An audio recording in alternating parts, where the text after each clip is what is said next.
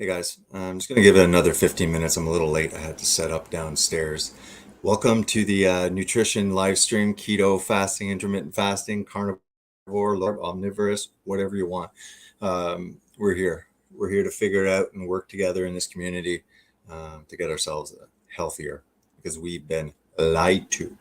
All right, share screen. I'm just going to allow people to enter, and what I'll do is I'm just going to play an old video for about 5-10 minutes max.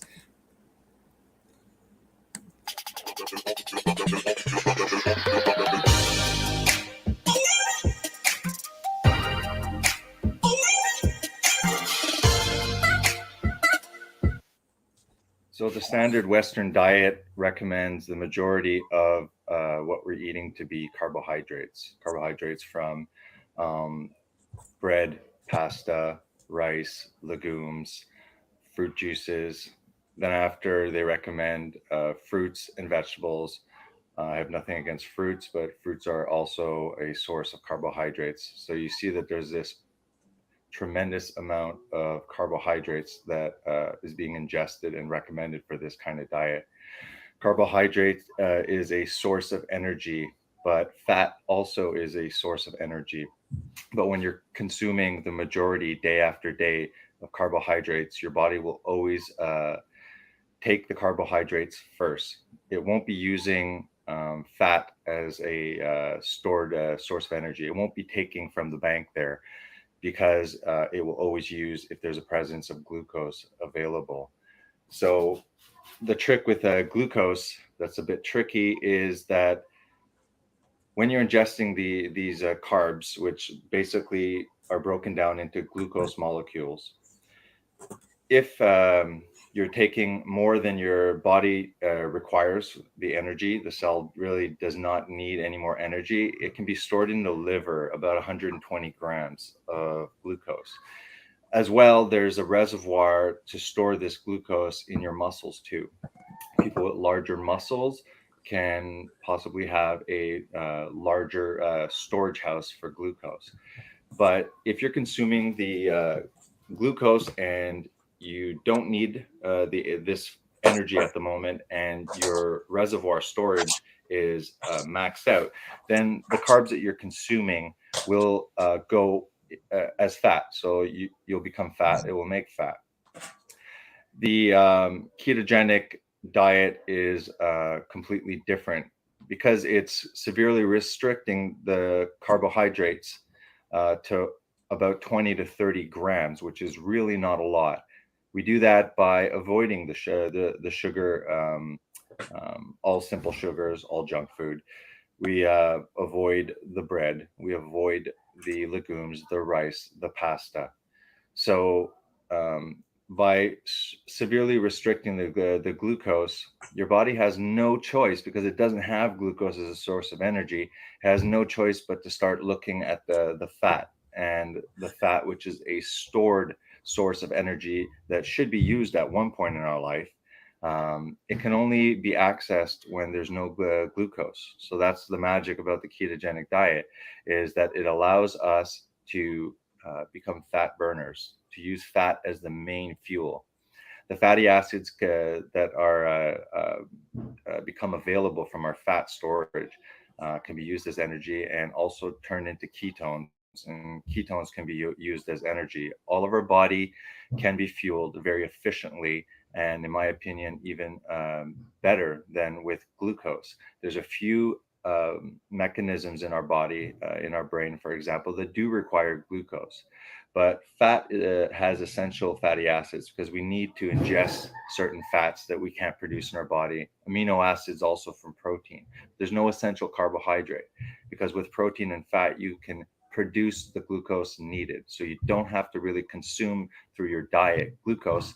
You just have to get the protein and the fat, and the body will make the little amount of glucose that it requires for some specific pathways. The great thing about the ketogenic diet is that it creates a very low insulin environment. Glucose, even the complex carbs, have a drastic increase in insulin levels when you ingest these carbohydrates, compared to protein, which does have a insulin response, but much less than the glucose, as well as fat that almost has no influence on insulin, meaning if you're ingesting a lot of fat, you're not really spiking the insulin. Insulin is the fat storage hormone. Everything about obesity, insulin resistance, as well as most diseases are related to insulin. This is the major hormone that is creating obesity. When you ingest carbohydrates, insulin spikes. It opens up the cell so that the cell can receive. All right, guys, we're going to stop the screen share. I was just popping up this video while we got organized. All right, we're already 6. Darla, I already sent the link for Bruce. And we were going to do a very 25 minutes of a little bit of teaching. So we always get a little bit more every week. And then after, we're going to go from there and talk with Bruce or on these things.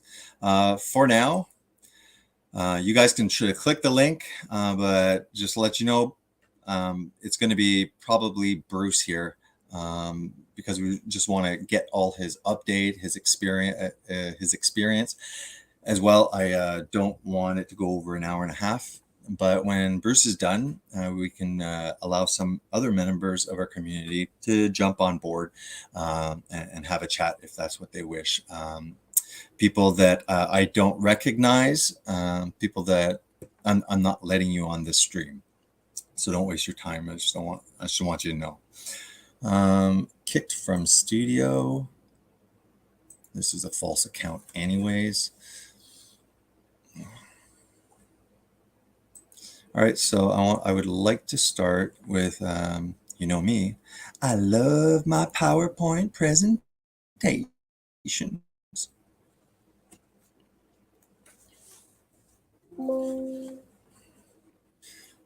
If anybody's new and not aware of intermittent fasting, ketogenic diets, low carb, prolonged fastings, and things like that, put two very visible emojis and let us know that we're new, because then we can jump back a little bit, give a brief description.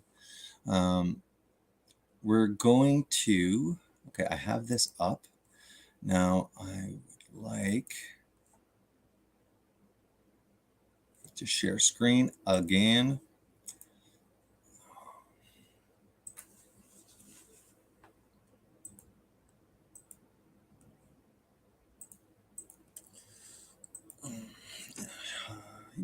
The entire stream. Hey, cool. We're up to 8 people now. I'm attempting to put up the slide show, and I'm just looking on my phone. All right, cool. Start from the beginning. We're not going to go through this, but I like this quote by Hippocrates. Everyone has a doctor in him. We just need to help him in his work. The natural healing force within each of us is the greatest force in getting well. To eat when you're sick, is to feed your sickness. It's funny how we naturally lose our appetite when there's something going on, when to a certain extent we're ill very often. And obviously people try and force you to eat. You got to eat. You got to keep up your strength. When we're looking at here, we've been told that glucose and carbohydrates are the preferred fuel, are the primary energy, but that's not necessarily true. So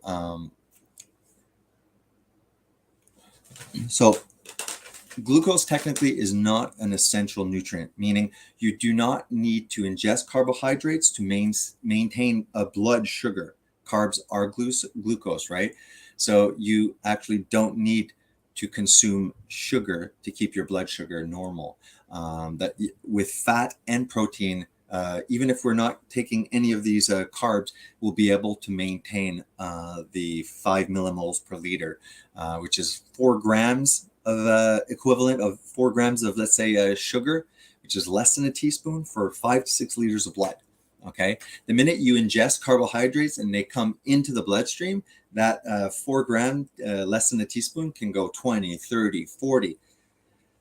If you binge on some, 300 or something like that. So when you do this, it skyrockets the sugar, and your body immediately secretes this hormone called insulin to shuttle those grams of glucose out of the bloodstream, whether it's used for immediate energy in a cell or it's not needed, and then it goes to the liver and it's converted into stored fat for when we don't have food. But for some reason, everyone has all this stored fat for when they don't have food, but they feel like passing out every 3 to 5 hours, and they become brain dead if they're not consuming carbs. It's telling you something's up, something is not right. If you cannot have access to your fat stores because you're literally feeling brain dead and dumbed down, then how are you ever going to tap into those fat stores? That's because we're consuming way too many non-essential things like carbohydrates, right? Now, I'm not saying that carbs or glucose is the devil. Of course not. But it needs to be understood. It needs to be used strategically. And your carbohydrate requirements could vary day per day. And if you're going overboard, you're going to get fat. So the alternate fuel source is fat, and fat can be used, and it's also transmitted to another fat molecule called ketones. And this is another way that we can fuel the body. So is carbohydrates the preferred fuel, or is it burnt up fast and used primarily first if it's in your body to bring the sugar down?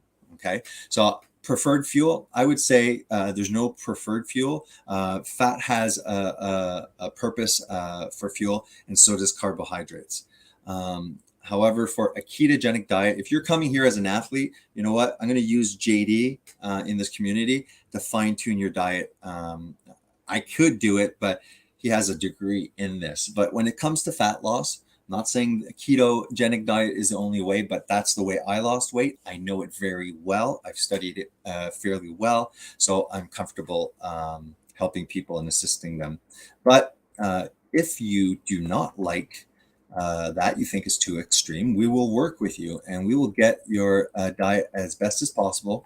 And I just want to show over here the beginner's keto food list. So obviously you have the meats and the fish that are allowed on keto. Okay, any animal food, like whatever you want. If it was alive, you can eat it. When it comes to drinks, yeah, stick to water, coffee, tea, bone broth, carbonated water. Obviously, you can put cream in your coffee or cream in your tea. But don't use the artificial sweeteners. They have as well issues. Nuts and seeds can be consumed. We just can't consume large amounts because seeds tend to actually have fat, protein, and carbohydrates. You can easily grab a handful of peanuts and just overdo it and get like over 1,000 or something calories just because we overconsume these peanuts and stuff like that. Vegetables, look, as long as they're not starchy, meaning carrots and potatoes and things like that, as long as they're not starches, then you can have your vegetables. That's optional. There are some issues with vegetables sometimes, but look, vegetables, eat as much as you want if that is something that you like as a side dish. We have dairy, so every and anything that comes from dairy is allowed. Fruits, you got to be careful. First of all, the fruits aren't as vitamin, they aren't the innocent vitamin packed, supplements that come from nature and stuff like that. In fact, fruits and vegetable plant material, sometimes they have it present. It might not always be these micronutrients and things like that in a proper like, let's say calcium oxalate's not well absorbed, but calcium carbonate, so they could be attached to different things. But anyways, a small amount of fruits. I eat berries, not every week, but once in a while I get into it and I'll add some cream, and I put on quite an amount of weight. For me personally, I am such a carb addict that I'll end up binging on a whole 5 pounds of fruits. I'll finish that bag like almost like in 3 days. So fruits to a certain extent, I can't consume them every day. I just overdo it. The fats, obviously, all the animal fats you can consume. We have things like what could I show you? Extra virgin olive oil, not a problem, but be aware that these companies are spiking the olive oil with seed oils so they can make more profit. And seed oils, like, it doesn't have a taste, so it stays like an olive oil taste. And people sometimes cook with olive oil. Don't cook with olive oil. If you're going to be cooking, even butter somewhat turns brownish. Use ghee, tallow, rendered duck fat, lard. Use these more saturated animal fats because they're a lot more stable and they won't become brittle. What else here for the fats? I don't suggest that you buy fish oil supplements. Okay, eat in spring water, sardines, eggs as well has good fats and stuff like that, and omega-3s. I love cod liver. Literally cod liver in a can in its own oil. You open that up and you chug it down. It's 15 grams of omega-3, when you think a whole can of sardines is only 1. So eating once or twice to correct your omega-6 to omega-3 ratios so that you're not overdoing the omega-6 and you're bringing that balance back into a more appropriate ratio. There's MCT oil, medium chain triglycerides. We can talk about that another time. It became very popular. Medium chain triglycerides is fat. It's kind of like the fast energy for fats. It bypasses your intestine and it goes straight to your liver, producing these ketone bodies, which is fat energy. Again, we look at the keto foods to avoid. Okay, well, don't overdo it with apples, bananas. A lot of these are extremely high in fructose and glucose combined. The vegetables, remember I said, stay away from, all the starches, because you can pack in a lot of glucose. It will definitely pop you out of ketosis. And what I suggest is during the first year, I find that if you pop yourself out during weight loss of keto too many times, every time your carb cravings come back. So it's like playing with fire. Okay. And I've heard this from my friend Peter. I've experienced that as well. So it depends how impulsive your reaction is to carbohydrates. But yeah, like corn, parsnip, peas, potatoes, squash, yam, and stuff like that. Again, not that potatoes are toxic. Okay, it's a good way of replenishing glycogen. That's JD mentioned that, and I agree with that. But we're in weight loss phase. A lot of these people are not athletic. They're just trying. They're sick. They're overweight, and they're trying to get better.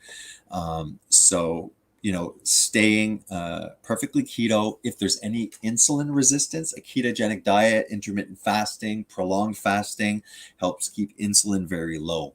And insulin's a hormone that's secreted when we eat, except that protein, fat, and carbohydrates have different, those different macronutrients when ingested, and these things enter the bloodstream, have different reactions. Hormone reacts differently.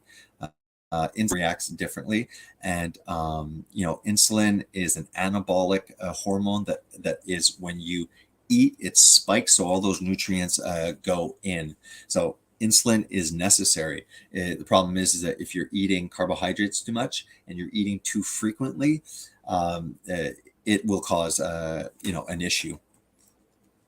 I just want to show you guys right here some examples of a ketogenic diet meal. So I like how especially in these like feeds that pop up, these articles implying that we're eating tons of bacon nonstop. Not that they're actually, it's just the nitrates and preservatives that I'd be cautious about. But there's nothing wrong with tons of bacon if it's like, you know, here in Quebec, we get it that it's not smoked, it's nothing. It's just the fat from the back of the neck. So here are the keto, the sort of keto meals that will give you a heart attack. And this is the kind of stuff that you will be eating on such an extreme and restrictive diet that everyone says. You know, when somebody quits smoking, they feel that not smoking anymore is quite restrictive, but they do feel liberated. And the ketogenic diet will look, there's a lot more satiety. Yes, you will naturally eat less calories. That is one aspect of the weight loss, okay? But it is not the only factor for weight loss. Also, how foods stimulate insulin secretion will as well have an effect. So if you're eating some foods like proteins and fats that have very minimal, especially fat, like, you know, protein does have a reaction. It's not comparable to glucose. Anyways, these are the kind of, you know, plates that you can make and, you know, eat a nice variety of cheeses. You got those fat soluble vitamins in there. So just wanted to show you a little bit. Then we're going to jump and try and get through just the macronutrients. Let me stop this just before, see what time we're at, and answer a few questions. How far along are we? Okay, good. I still wanted to have like 30 minutes before I invited Bruce on. I'm going to invite Bruce now. I'm going to invite Hey guys, listen, I'll invite you guys right away. I have probably another 15-minute little presentation just on macronutrients a bit. And then after we can get right into getting updates from you guys. Right on. No problem. I'm just continuing the PowerPoint. I don't know if you heard me, Bruce. Yeah, I said right on, man. Oh, okay. I thought you said hold on. All right, so let's get back to the presentation.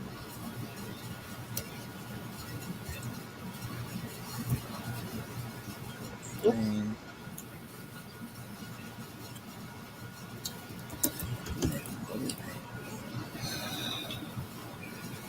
right. Hi. Hello. What up? How are you, man? Doing great. How are you? Yeah, I'm good. So you heard, right? I instead of waiting, I popped you guys up already. Okay. I want to do maybe like another 15 minutes. Just you know, I like to do a little presentation every time to get a little bit more new knowledge or repeating stuff so it sticks. So I'll stop wasting time and I'll get to the presentation. Okay, I'm gonna mute until you're done. Okay, great. Thank you.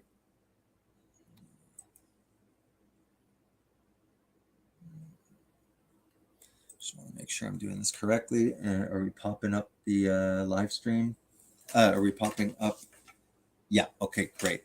Okay, so we're looking at the macronutrients, right? Micronutrients, we're talking about minerals, water soluble, fat soluble, vitamins. But here we're looking at the three main ones are carbohydrates, which is strictly used as an energy source. Okay, quick energy. There's fat. Fat is as well a energy that we can use when carbohydrates are not being introduced. So if there's no more carbs and your body needs energy, it will go and tap into your fat stores and use that as well. The minute that we start functioning with a lot more fat than carbohydrates, there's going to be a natural decrease in your total calories. But the thing is that you won't feel starved the whole time. There is satiety when you're in ketosis. And then protein, you know, think of it as the Legos, the building blocks. But fat and protein, when we eliminate the carbohydrates, the sugar, okay, the glucose, these two actually can produce carbohydrates. That's why they say it's non-essential. You technically will not die if you never consume carbs, kind of thing. Is it beneficial? Is it necessary? Have humans like all of a sudden recently started eating carbs? No, probably not. There's benefits to carbohydrates, but you have to understand when to take it and how much to take. And you have to understand that they're telling us to consume almost 60% in the recommendations here. So they're asking us to consume majority of the time pure energy. They're not taking into consideration that your age, if you're 65, not considering if you are completely sedentary and things like that. So if you're athletic, if you're doing a lot of exertion, you're going to be using the carbohydrates that are stored as well in your muscles. And then after, with that understanding, then you could, if you like, consume a meal of carbohydrates. So don't want to get into too much detail. I just want kind of like a broad understanding. You got carbs, fat, and you got protein.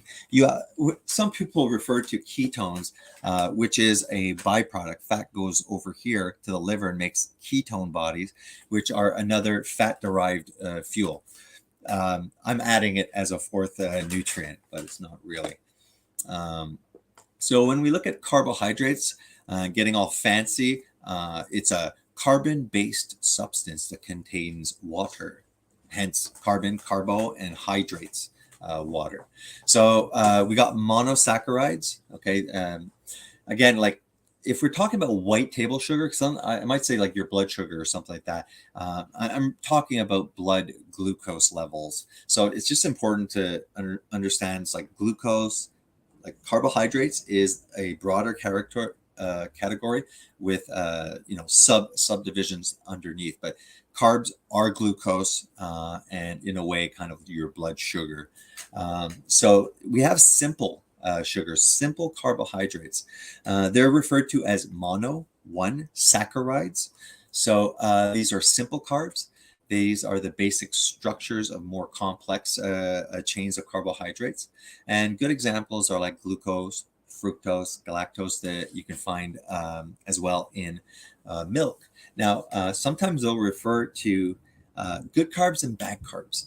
Well, it's funny how the same molecule can be good and then sometimes bad. They call it bad, the simple carbs, because they enter the bloodstream very quickly, and they increase your blood glucose level quickly, and then after insulin has to react. Especially if you're going overboard with this, you're really going to be spiking significant concentrations of insulin. Like I said, insulin is necessary. We eat the nutrients. Insulin says open up to the cells so it can go in. But the thing is that if you're eating too much and you're eating 60% pure fuel, you're going to have a chronically elevated insulin level, and that's not natural. And that means that insulin, your body no longer responds as well to the signal saying, hello, open up the door, hello. Becomes like a nagging, person where there's no more response. It's like, I'm not listening to that. It's constantly knocking. I'm ignoring it. So this is what we call insulin resistance, and high levels of insulin just destroy the body.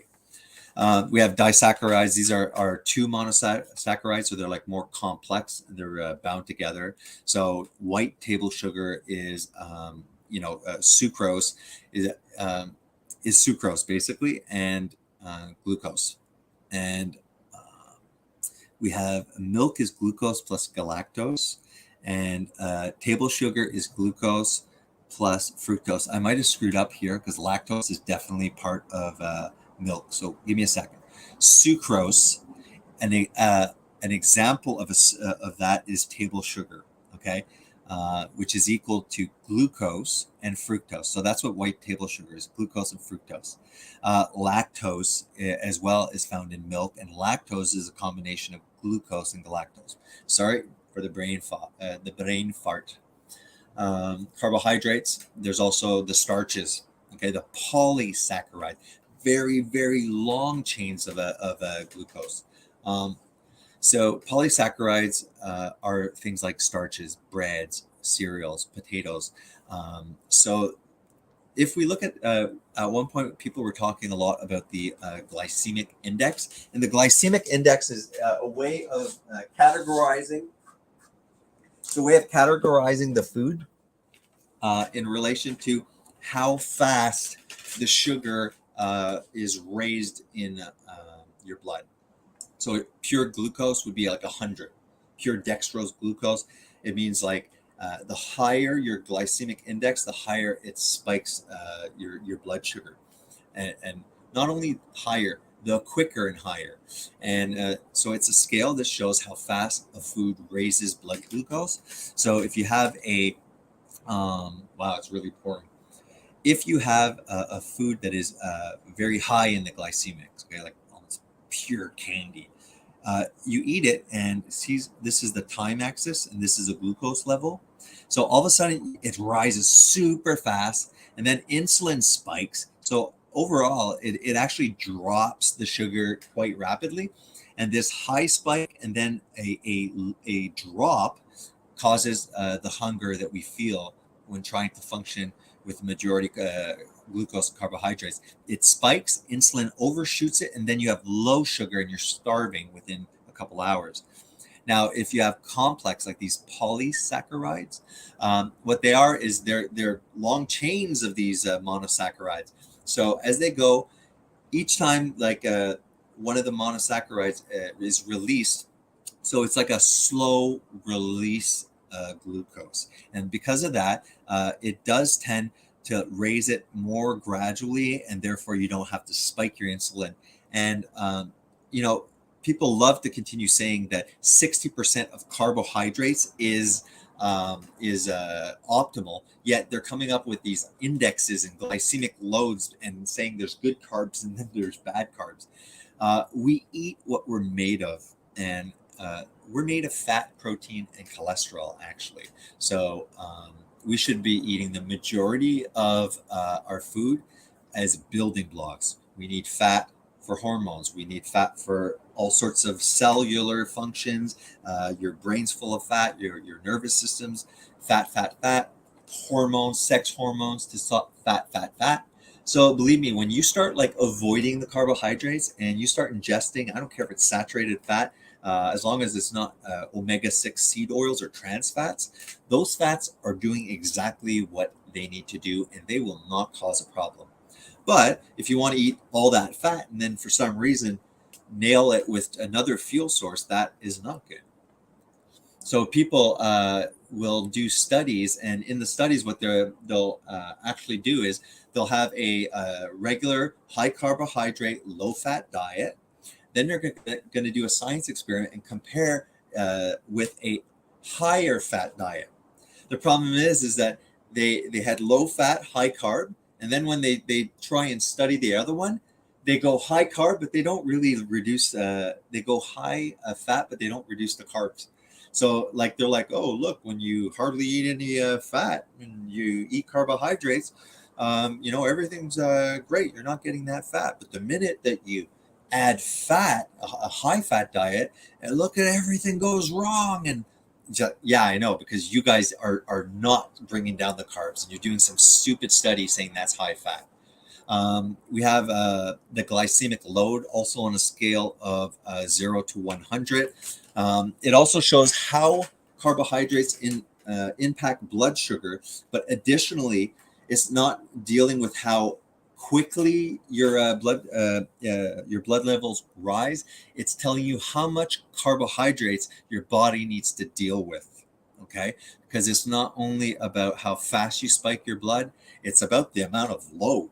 Like, I mean, if I had 2 carb meals yesterday and I sit on my butt, and the next day I have 2 more carb meals, like, why are you, like, where's that carbs going to go? It's going to go to fat, because you're not using your sugar stores. You're sedentary. Fiber, there's digestible. There's actually digestible and non-digestible. What you can do on a ketogenic diet is when you turn the side of the box and you look under carbohydrates, you'll also see sugar. Okay, so and fiber. What I'm saying is take the total carbohydrates and subtract the fiber because it adds to part of the grams and say, oh, you know what, that doesn't count. So if you are eating and aiming for 20 grams of carbohydrates, but you eat 30, and you notice that 10 of those are fiber, really your as far as your metabolic reaction is, it's like you did 20 grams. There's many different types of fats: saturated, unsaturated, and within the unsaturated, there's mono and polyunsaturated. Then you have the essential fatty acids. Then you have the toxic trans fats. Let's blast really quick through this. Sorry, guys, it's taking a little longer. There's essential fatty acids. That's the omega-3s and 6s that we've spoken about. There's actually omega-9, but that's not essential. So these fats are essential because we must obtain them through the diet, because our body can't synthesize omega-6 and omega-3. It's part of the cellular structure. It's precursors for enzymes for all sorts of molecules. Omega-3 has an anti-inflammatory response, while omega-6 has an inflammatory response. And guys, there's nothing wrong with inflammation. Inflammation is actually the first step in healing. Problem is chronic and excessive inflammation, something that is out of balance. So inflammation, not necessarily bad. Too much, bad. Insulin, definitely not bad. Too much, bad. Regulation of other biological functions. And all the animal foods that we consume have an omega-6 concentration and omega-3, and usually it's in a proper ratio. When ruminant animals, chickens, pigs, and stuff like that, when they're consuming a high amount of grain, their omega-6 concentrations will actually increase, which isn't, it's not too bad if you're doing that when you're avoiding everything else, like the seed oils or the middle section of the grocery store, because you can technically still have a 4 to 1 ratio of omega-6. They provide the starting point for making hormones that regulate anything from blood clotting, contraction of heart vessels, relaxation of arteries. They also bind to receptors in cells. They can function epigenetically, meaning opening, closing, regulating genetic functions. Omega-3 helps reduce inflammation if you have adequate levels. The omega-6 is kind of the opposite. It was previously obtained by food and animal food sources. Humans didn't have to know anything about omega-6 and 3 as long as they were eating what they're supposed to eat, which is primarily animal food, right? Animal-derived foods naturally have a good ratio. Grass-fed, there's more 3 than 6. Fish has a very high amount. Sardines have about 1 can is 1 gram. And don't forget, cod liver in its oil has 15 grams. 15 more. I think like eating that, once a week or even twice a month will really help you with your ratios. In the West, most people are running 15 to 1. We've never consumed omega-6 through these industrialized toxic seed oils. It's making us extremely sick. It's one of the major drivers. It's the omega-6 is killing us, and adding too many carbohydrates is helping to kill us, and then starving us from animal fats that we need to thrive is making sure that we speed up that process of getting sick. So this has an inflammatory response, but it is pro-inflammatory if you overconsume it. And don't forget that these seed oils are polyunsaturated, brittle kinds of fat, and they are easily oxidize and create all of these toxic byproducts when heated. And because the omega-6 and 3 are part of the actual components of your, just a minute. Yeah, so because it's an actual component of your body structure, a lot of the fat that's just below your skin if you're eating what everyone else usually is eating, you're going to have a high concentration of omega-6. That's going to cause oxidation of the skin and burning. You will have increased chances because of the omega-6. Okay, and then the sun's reaction because of the omega-6, you get cancer, you can get mutations, you get sunburns and stuff like that. When I avoided the omega-6, only got that from animal food, and then went after big time the omega-3, I was able to be in the sun the whole day, the whole summer, never protecting myself, getting slightly red and turning dark and never peeling. Fact. So when we're looking at fats, dietary fats in the form called triglycerides. So when we eat them, they start as triglycerides, and when they're stored, they're triglycerides. And in between, they're broken into fatty acids or possibly ketones. Stored body fat is also in the form, I just said, triglycerides. Remember I said technically protein and fat can be turned into sugar. This is because the structure is 3 fatty acids and a glycerol backbone, and this backbone can go to the liver and it maintains your blood sugar. Or else famines that would have occurred in the past, we would be dead. If we were unable to produce sugar, we'd be dead. So humans are very well adapted for functioning in ketosis. The remainder of the fat molecule is ketogenic, and fats, because blood is water soluble and fats are fat soluble, the fats and the cholesterols need actually a little bus. Once they enter the bloodstream, they need to jump onto these buses to shuttle them around where they need to go. These are called chylomicrons, and they are also just basically ultra low density lipoproteins, and they're transporters of fat, and they're necessary. But the ultra low density lipoproteins, as well as just the LDL, the low density lipoprotein, they call bad fats, even though they're literally buses to transport the fats. When these get damaged because of high insulin, high glucose, high insulin levels, glucose, oxidation from omega-6, all of this garbage is going to damage your vessel lining of your walls, will glycate and get sticky from the sugar, a lot of our hemoglobin, all these molecules, as well as the smallest of these buses, the LDL and ULDL, or chylomicrons. These are very vulnerable to oxidation and becoming then pathological, but it's not their fault. It's the other stuff.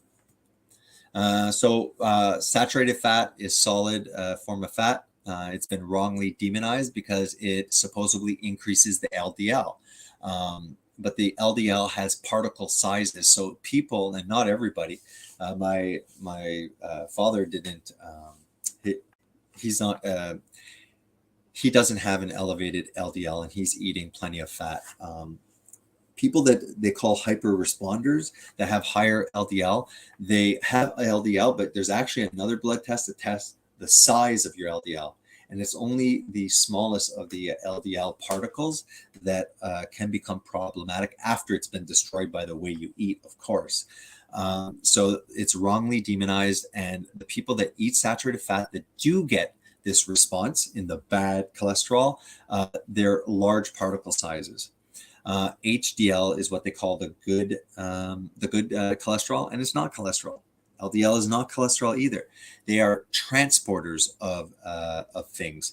The LDL transports all the fats, nutrients, cholesterol, and the HDL grabs those buses and brings them back to the garage to make sure that they don't stay in circulation and get pathological. So HDL is good, but we just call it good and bad cholesterol, and that's not accurate. When carbohydrate restriction, okay, with that, saturated fats are easily metabolized. The problem is when you're mixing two fuels, okay? So here are the two citations. Anything that I'm saying on these PowerPoint presentations, if you challenge me on it, I will give you at least the citation of the scientific publications where I'm getting it. Okay, trans fats are created when we take those rancid seed oils and we push hydrogen to make it a solid. because of course we don't want to eat butter, that'll kill us. Why don't we take seed oils that are already toxic, further increase its toxicity even more. So margarine, it's just seed oils that are made solid, and it produces trans fats, and trans fats are toxic. For time permitting, I'm going to just stop this, and we're about to start, guys. Just do your research. I like Healthline. I like it because they have citations and it's evidence-based. I think they still come sometimes to wrong conclusions, and I noticed that it's when they're not citing. So they do make some presumption or assumptions, but overall, I really like Healthline. And you can go check the 5 studies on saturated fat. Is it time to retire the myth that saturated fat is bad? Understand that just within the saturated fat, there's 10 different kinds of saturated fat, all that do different things. So this idea of labeling saturated fat as just one thing is not realistic. Or the idea that it's solid when I eat it, so for some reason it's floating around solid in my blood. That's ludicrous. Also, dietary cholesterol. Does it really matter? Spoiler alert, no, because your body produces actual cholesterol, and if you're eating a lot of cholesterol from animal food, your body just has to produce less. Sorry, I'm like trying to talk fast to get through this. The omega-6 seed oils as a driver of coronary heart disease. And this is the oxidized linoleic acid hypothesis, basically saying when your LDL are full of omega-6 and when other cells components are just omega-6, they get oxidized and it leads to heart disease.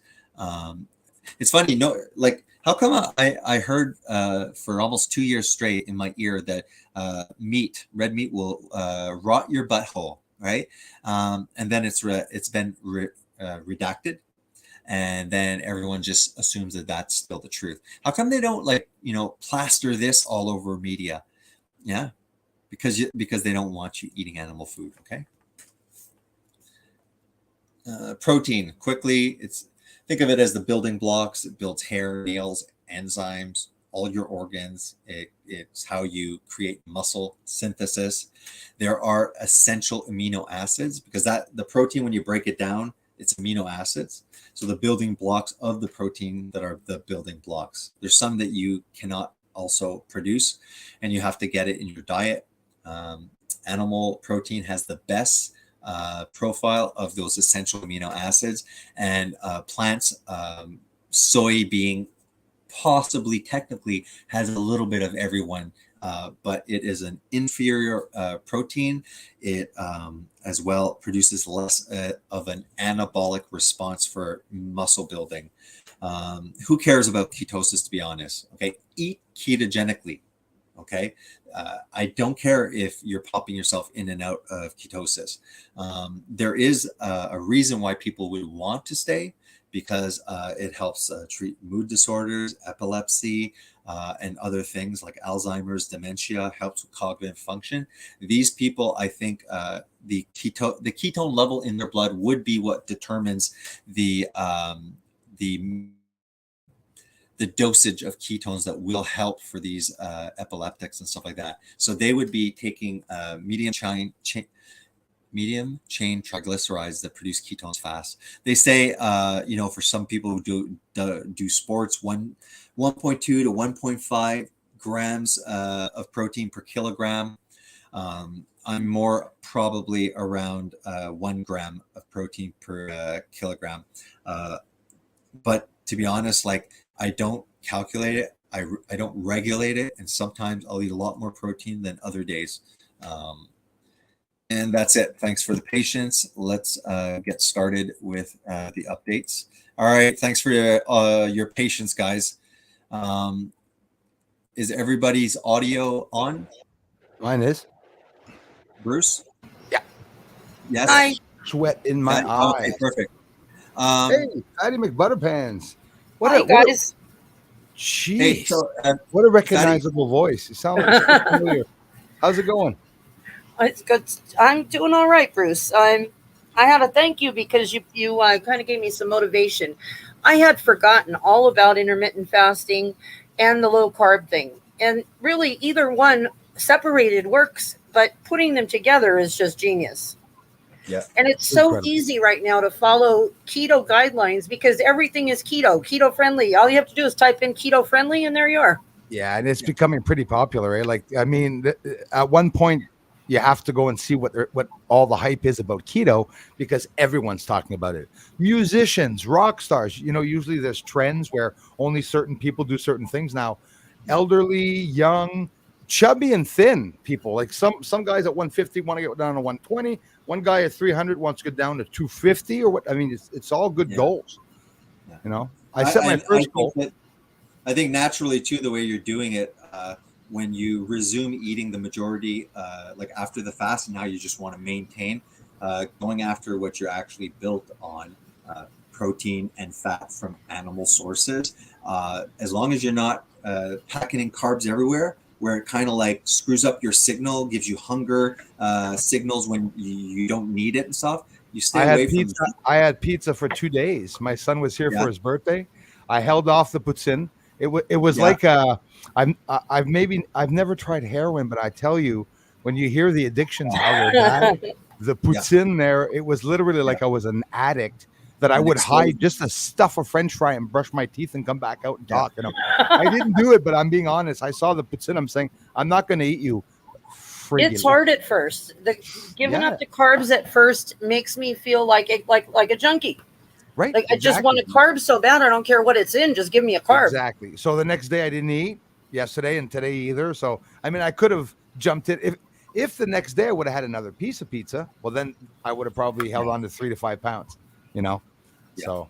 Yeah. So that's the great thing too. One of the things is you seem to understand now what glycogen and the storage of sugar in your muscle, in your liver. So anybody who's been like ketogenic for a couple of days and their sugar stores are very low. So you can always get away with actually a significant carb meal, like a cheat, right? You're not going to get fat, but it's going to suck some water back into your muscles and you will gain weight. The next day after eating pizza with my son, I had my left leg swollen again, like an elephant, back up to like it was like when the day I had started fasting, and to the point where I lifted my foot in frontwards, and there was 3 ripples like a caterpillar in the front of my leg, like to show that it was like so thick, Yep.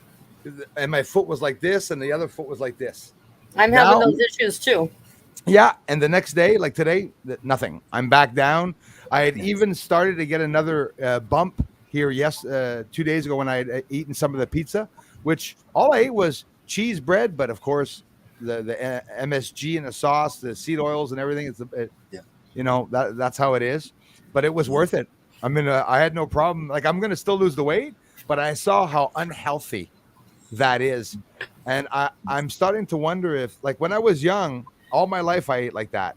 And you could eat like that probably they're about 30, 35 years old. But then you hit 35 or 40, and all of a sudden, it's like it's not like it's killing you. It just kills you. And sugars surmount also. And because I had some alcohol and pizza that night. So I had 6 beers. It wasn't a big thing, like half a small glass of wine. But it doesn't matter. The fact that I knew I was fasting and that I was going to have alcohol, why have 12 beers when I can have one in 5-6 days if I want? I'm not going to, but I can. No. And if guys, if you're in a social situation, actually, most of the red wines are, especially a more dry, like a Shiraz or something, like that's keto. Like it's mostly just alcohol, and there's barely any sugar in that. And vodka, same thing. Jason, your third eye is unaligned. Move to there. You go. No. There you go. Now you're gonna make some sense. What the hell is that though? The window is going right into the camera. If you just lift your camera, your computer screen, it'll disappear. There you go. Yeah. There we go. I was kind of wondering what that was. I was like, it took me 7 years of research. Angels with their orbs watching me all the time. It took me 7 years of research, Jason, honestly, to understand light. I sit in the house and I watch light come in and I go, I'm totally confused trying to understand, all the time. And sometimes I Yeah. understand shit. It's like, what the hell? How can that be? Like the Mhm. sun. Not to be off subject, but I mean, I'm filming the sun with the forest fires, and Yeah, you I too, saw it. Jason. Your alarm was going off too at one point. Monoxide or carbon dioxide. That's what they Yeah, say. yeah. That's Yeah, I that's saw what's in the that. sky. Yeah, and it's small sand particles smaller than sand that they say is going Yeah, it just through looked like a people's lungs. foggy day yesterday. I just- couldn't breathe in Pennsylvania, so I can Wow. imagine how bad it was for you. Well, and can you imagine? And actually, Fatty McButterpants, you say in Pennsylvania, I bet you even at times it was worse because apparently where the fires are, where everyone's running from, there's no smoke whatsoever. They're fine. It's Ottawa, you guys in Pittsburgh, was. and also New York. Was like There were cinders in my eyes. Can you There were imagine? absolutely cinders in my eyes, and it was really, really sick. Yeah, so that's that current that brings it right down, eh? It brings it all the way down to the States. And when you guys have tornadoes or storms, the current comes right back down. So if you had a fire, it comes back down to Quebec. Stupid, but that's what's You know happening. what gets me is I did not even know there was a fire in Canada. Like it was nowhere on any kind of anything. I was not big aware of the news, fire. right? You had to look to try to find out because if you weren't interested, the news is not blaring it out. Yeah, Like interesting, right? Yeah, and it's like the whole map of Quebec and like even Ottawa too. There's his highness on my channel that comes to the channel and here too. Obviously, he said it was like a black hole in the sky. It was crazy, and so we're all experiencing different. Like if the current would have been all of Philadelphia, you guys could have been totally, maybe even evacuated because of the smoke. They grounded Jason and McButterpants. They grounded the bombers. The ones that were putting out the fires in Montreal yesterday. It was air quality 11 here. 10 is hazardous for your health. There were signs, keep your family inside. There was X's over the family, the kids, and everything. It was crazy. Yeah, no, it's crazy. But not everyone can close their windows. Like me, I had them all open the whole time. I mean, it's 90 degrees down here, and it's like 103 upstairs. Yeah. Right? So I said, no. Right. Do I have air conditioning? Yes, but I'm just going to be bringing in air from outside, won't I? It's the same freaking thing. I was thinking that too. Same thing. Okay, so Bruce, we haven't touched base for 2 weeks. I remember the first time it was like 66 pounds, and I think after you were at 72 pounds, where are you at now? How much? Last I weighed myself was 226, and that was the day before Brandon came over, my son. And when we started eating the pizza, 2 days, one day, then the next day. So when I reweighed myself, I was at 229. So honestly, from 226, it gained a couple of pounds. It said, but like I said, it's the digital thing. Tomorrow I probably. So when my son was here, I got on the scale to show him how much I weighed, and the scale told me 209. So here I didn't say anything. I'm looking at my son. I'm going, pretty good, eh? He goes, how much did you weigh? I go, 300. I was going, and he's going, 209. I get off, I get back on, 229. Okay. So why don't you go get the old school dial one? I won't have to because now I'm not over the 230 mark, so I know that I'm losing weight. Another thing that's interesting. Hey, Jason, real quick, since the 12th of April, okay, so May 12th, June 12th, okay, a week and a half or whatever ago, I went from 300 to 226. Yeah, I know, it was insane. And so I haven't weighed myself in 3 days. Well, not 3 days, but I mean 3 days since I ate. 229 this morning, which 229. I'm not too worried. I was 226 3 days ago, but I ate for 2 days straight, and we drank. I drank the next day. I had maybe only 2 glasses of wine, but still, had another piece of pizza the next day, a second piece, maybe 1 or 2 pieces the next day. But the first day I had 5-6 big slices, but no fries, and I didn't have that. It doesn't mean it's good, but it's funny. I even get sore backs because berries. I'll binge on berries. That's how I carb. I think. Yeah, me too.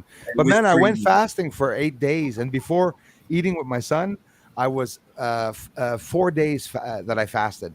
So the 4 days that I fasted, I was hungry after 48 hours. I wanted to eat. I went 2 days so that when I eat, it won't be so bad, like to recuperate.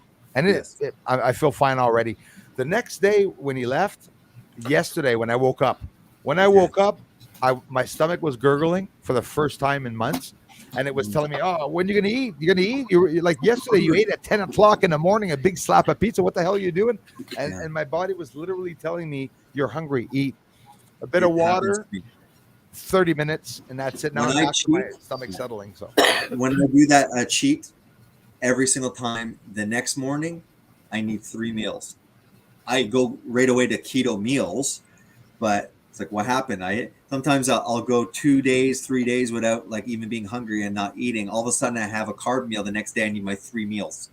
And yes, if those that's 3 meals were carbs, it would set me off, dude. Like I was 176 at my lowest 4 or 5 years ago, going from 225 to 176, right?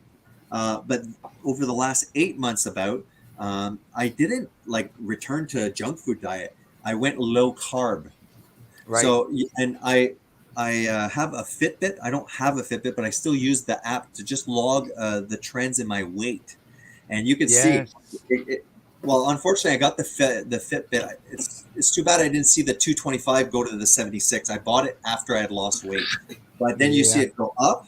There's low carb. Then you see me go keto, down, up, low carb, and it fluctuates between 176, 180 to 195. So low carb puts me 15 pounds higher, never to the 225. But you could really tell, So That's good. I'm down to 172. I'm actually what? the lowest I've ever You're been. down to what? 172. 172. Yeah. The problem is that my body composition sucks. It's not It's not the same after my spine surgery. So it's like I look very lean, but to be honest, like here. Yeah, you see that's it. Yeah. So well, then you said, like, Jason, you said Yeah. it. You said you lose weight first and you're fat. You lose Your face. Yes, yeah. I'm my words were freaking backwards. What the hell, my stomach? Yeah. So yeah, you lose weight in your face. Me, my last place now is my legs started way before my gut. My legs are twice as small as they were. Look like sticks compared to what they were. It's like Women lose the boobs first. Yeah, well, that too. I lost them too. Not proud to say I had some, but yeah, I had the boobies too. Not bad, but some men get them really hangy and draggy. It would be so embarrassing, I had other embarrassing parts, but still, I didn't. We're like you said, we're all made differently. But the chest is going in to the point that even here, the chest there was starting. It started coming out like that, and I have a big pigeon chest. And the other thing is, when you blow up a balloon and you deflate it, it never is the same again. It looks like my legs. That's what happens, And the last time I lost weight, 100 pounds, when I was 19 or 20, if not even 18, 19, 20, I lost it by eating poutines and hot dogs and still having beer and eating butter and margarine, even worse. I wasn't careful for that, but I had the chance to walk because I was on, what was it? Was it CSST or something? It was 3 months off, probably from the lead, because I worked at a lead company, and I started walking and boom, I lost so much weight. But it's the maintaining. I didn't have to do all that walking. All I had to do was fast a couple of days.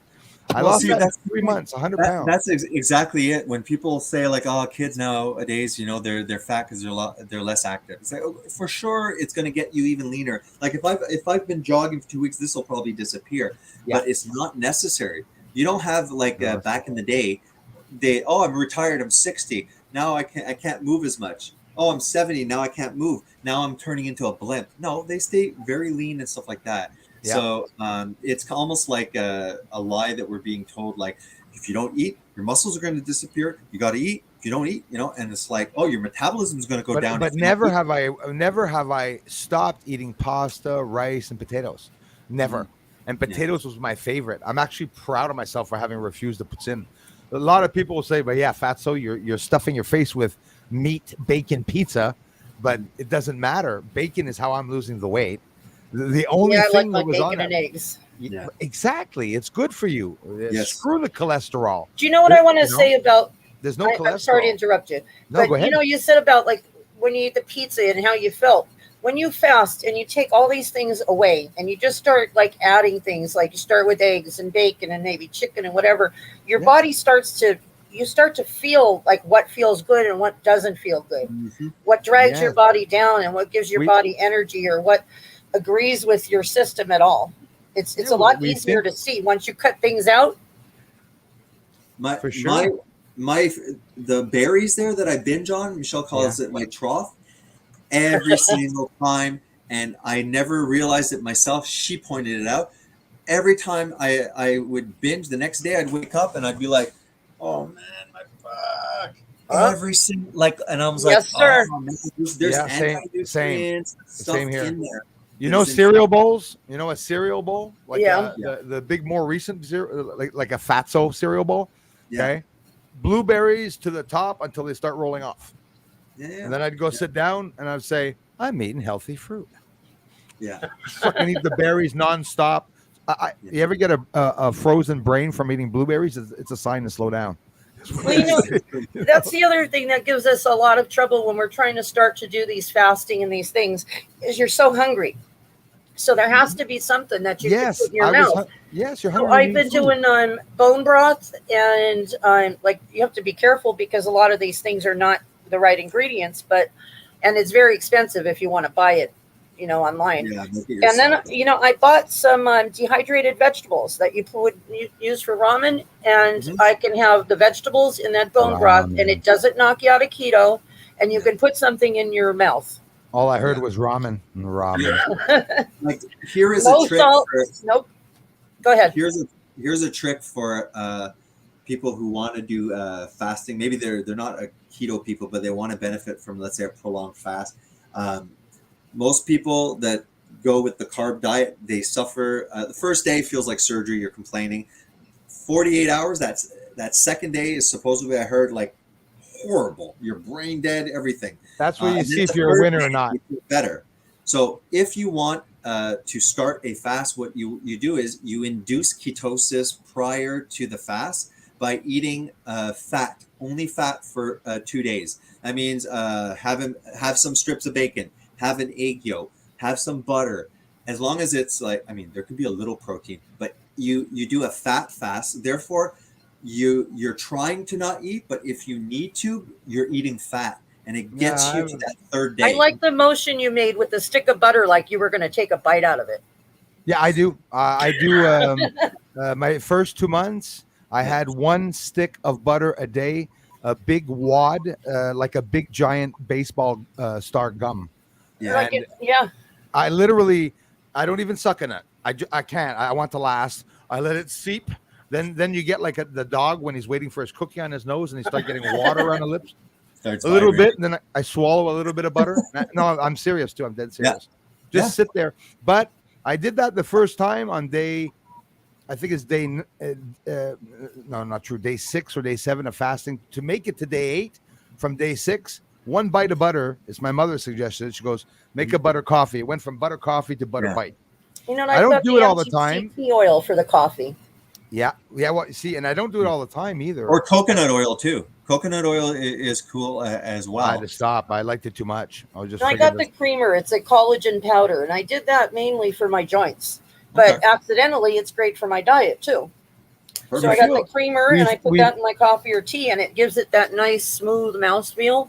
Yeah. It's not greasy, but you can tell that there's a fat in there, and it helps a lot with the hunger. It's when we eat. Sorry, I am Kai. I'm just responding. He's like, I struggle with acting normal in society's standards. And right away, what popped in my head was, it's not a good bill of health to be well adjusted to a sick society. I like that. Which is very smart when you see that I struggle. This is a polite way for a smart person to admit to this world being loony. I struggle with acting normal by society standards, which means everyone in this world is fucking crazy. Well, we all gravitate to our own special kind of crazy. That's why we're all here together, I suppose, because we resonate with each other. I only get along with crazy people, basically. It's right. But the crazies are smart. Everything's upside down. I don't know what the normies do. Yeah. Oh my gosh. Well, they're normie lefties. One other question for you, Jason. What do you think about the DBHB supplements? Those ketone burning supplements, like exogenous gummies or capsules. Yeah.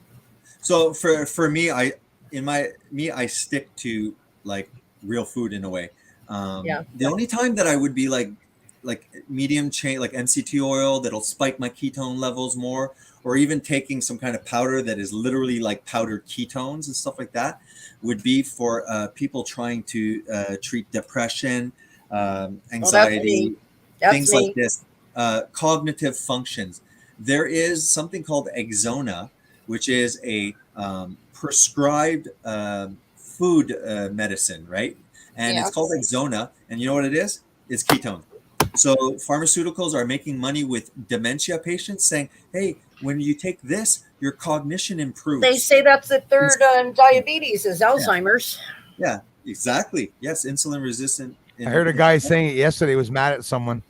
He said, "I'm telling you, you got diabetes." Diabetes. Well, So, I can anyways, tell you. all that to say is, My ears are sweating.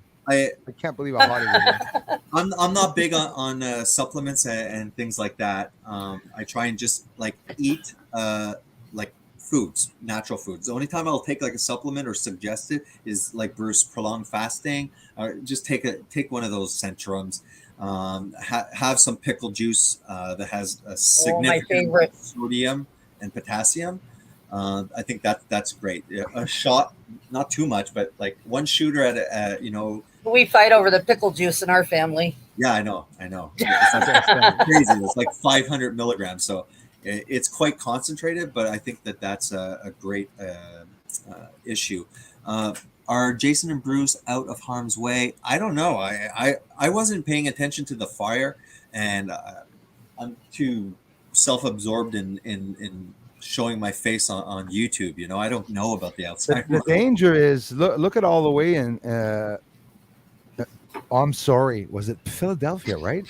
McButterpants? It's Philadelphia. You said you are, right? I'm near Scranton. Okay.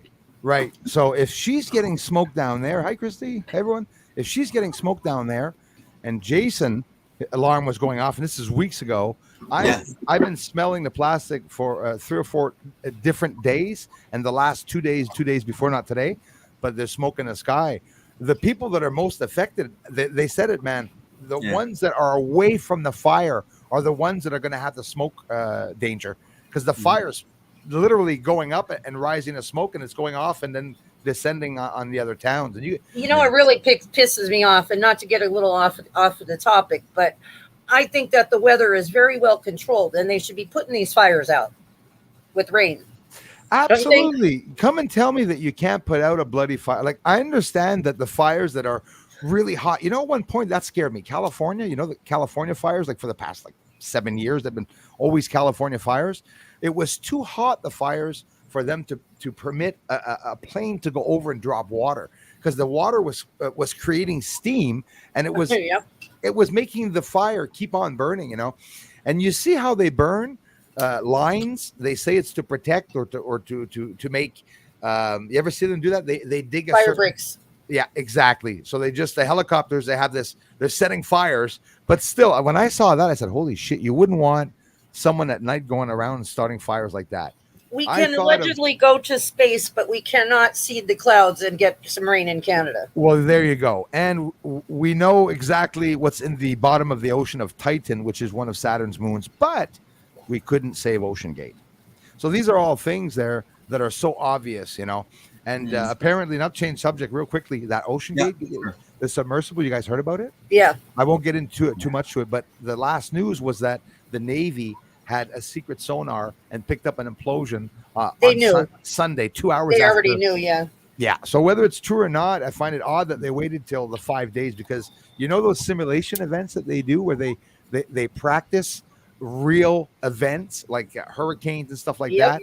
Apparently, look it up on Wikipedia or anywhere. They cause deliberate events, and they send people from jets from India and China, and they all unite to do these drills. It happens once every year or every 3 years. So they're talking about a false flag. And we'll never know whether there's one or not. It's I think it's a diversion. Well, the problem is nobody wants to believe anything, because everything is, they've got us so screwed up with. What can you believe? Absolutely. I think that's the agenda there, is to make us just not believe anything.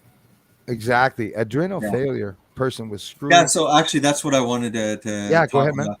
Okay. So she's asking, how does adrenal failure person with screwy endocrine issues lose weight or try to fast beyond eating with certain hours? Very frustrating. Okay. So anytime there's endocrine, meaning your hormone system, hormones are made from protein, fat, cholesterol, vitamin D3, many of the fat soluble vitamins. So the first thing would be to do what we're all talking about. Bring those carbohydrates way down, bring the fat and the protein and the cholesterol way up. As well, how does adrenal endocrine? So for losing weight, exactly the same thing. Do a fat fast. If you want to try and get into a prolonged fast somewhat, do fat for 2-3 days even. Try and not eat, but when you're hungry, have as many egg yolks as you want. Have a couple of strips of bacon. Shove the butter in your face if you're like me and Bruce. You'll get into ketosis. Then you'll be able to lose the weight. Okay, I have a family member that's hypothyroid. Finally was able to lose weight. I have people that are on psych meds that like Seroquel, Zyprexa, insane metabolic disturbances, and they can control their weight. So fat eats fat. Yeah, exactly. Fat eats fat. Yeah, right. I mean, what I might do eventually is sometimes I would like to talk one-on-one with people. I should do like something like, you can join and then people get extra things. Because there's so many of these people, I just want to like, let's do this off the line. I want a one-on-one. Let's fix this, kind of thing. Jason, you have to do. Yes, Jason, you have to do. And very kind of you too. Yeah, it's true. Yeah, it's true. You have to do a funny show where. Yes, of course I'm kind. Yeah, of course. Yeah, very humble. Okay, so I want to tell you guys, I'm starting off at 288 pounds, the heaviest I've ever been. All right. I started this about, accidentally maybe a couple weeks ago with changing little things here and there, but then I really put it to the pedal down when I saw you talking about your weight loss, Bruce. Yeah. So I love you so much for letting me know that. I mean, I honestly, you guys telling me that inspired me to continue. But you too, Jason, my mom, if she's listening, all the people that encouraged me to continue. And honestly, I swear it really does become easy, And I'll tell you what, another thing, Fatty McButterpants, you're gonna have to change your name. That's funny. And you can call me Fatty. I'm not always fat. Yeah, well, you know what? That's the thing. You say you're always fat, and no, not always. Well, there you go. But see, that's what's going to happen. It is going to change because the more you weigh, the more you lose. You're doing it at 300 pounds. My ass is that people say you're going to lose 40 pounds of water. You're going to lose maybe up to 20 pounds of water. But after that, it's all weight. And I think, if I'm not mistaken, Jason, they said, like for me, I know fasting 7 days. I thought I was going to lose 7 pounds. You don't. Yeah, you lose 3 to 4 real pounds. I was still mad because I'm saying, but it surprised me not eating for 3 days, not gaining. So that's like us when we eat, guys, or McButterpants. When you eat. Sometimes it takes. You ever notice, honestly, that you could eat like a lot for a couple of days and you don't gain, you don't feel bloated or anything. Then the next day, boom, it's like you feel bloated. It's not that you even see it. Vacation days, though. I can't put this pressure on myself that I have to be good all the time. I'll take a Saturday or a Sunday. I'll get a 6-pack of beer, have some chips. That's what you have to do. I'm telling you, my friend, he quit drugs that way. The guy was a big drug addict, and I didn't believe it, but he consumed little bits and increments until he fasted from drugs, and he survived, and he was able to do it because he understood that it's willpower. You can't eat, a lot. You can't do a lot of drugs, and you can't eat a lot either. You'll lose the weight. I had some pizza, but I didn't overdo it. I'll do the same thing, but not before Christmas. Well, it's going to be a long time. Like Butterpants is saying, it's like, look, I'll have my 6-pack. It's like, no problem. As long as you've been like keto multiple days before, then after you have your beer, again, the carbs will suck in some water. And as long as you're back on track the next day, it's not going to make you fat. It'll just delay a couple of days. And if you keep on doing that, there's 3 days delay. So over months and months, maybe you're like a month slower than you would have. And this is what I did initially too. I wasn't in a hurry. And I was like, oh, I'm at 197, 195. And I slowly went down. This took over like 6-8 months, but I could have done this really quick. I wasn't in a hurry anyways. And also I'm under a lot of stress and prolonged stress, and you shouldn't be doing that if you're extremely stressed, because actually there's hormones that can be secreted. You actually produce sugar when you're stressed as well. Hi Maria. Man, I love it when people come over from my channel. I love you guys for doing so. Like you guys, no one would be here if it was. Yeah, but there's no forcing though, because actually the people that are coming, the way I'm telling them, come if you're interested in the keto.